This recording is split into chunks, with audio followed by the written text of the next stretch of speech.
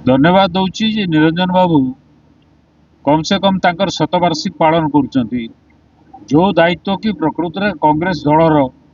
कांग्रेस दल सभापति मुझे भी जो कांग्रेस बंधु मैंने अच्छा कि जनसंदन मान अच्छा भी मु क्षमा मागी नौ आसी श्रद्धांजलि देवाई जानकी बाबू को मोर जहाँ अभिज्ञता बहुत थर मुझे काम कर विधानसभा को 90 साल रू आसी मो हिसाब से सी होती श्रेष्ठ मुख्यमंत्री तांको समय बहुत उन्नतिमूलक काम हो सबुठ बड़ गुण था से केबे भी विरक्ति हुंती नहीं कौन सी कथार कि रागंती नहीं धैर्य सहित सब शुणती आउ ठीक ठीक उत्तर दिखती विरोधी दल को सहिबा एते सहज नुहे सहनशीलता प्रचुर भाव में थिला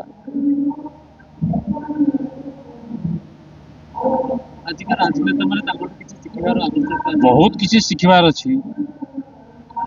प्रथम तो आमको शिखबार अच्छी एपरी जड़े महान व्यक्ति को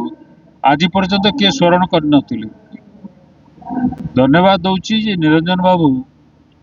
कम से कम तांकर शतवार्षिक पालन करुचंती जो दायित्व कि प्रकृत में कांग्रेस दल सभापति मुझे श्रुति कमिटी सभापति होकर मोर दायित्व थिला ता भी मु निभे पाइली नहीं मुझे भी जो कांग्रेस बंधु मैंने अच्छा कि जनसंदन मान अच्छा भी मु क्षमा मागी नौ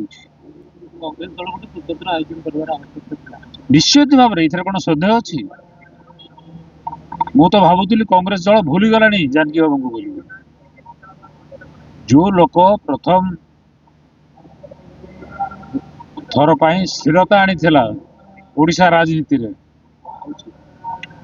2080 पर्यंत स्थिरता नथिला कांग्रेस सरकार करथिले मध्य अस्थिर सरकार थिला जानकी बाबू प्रथम थर पर से स्थिरता आनी यह किसी कम बड़ कथा नुहे ये सबू सत्वे जो दल को से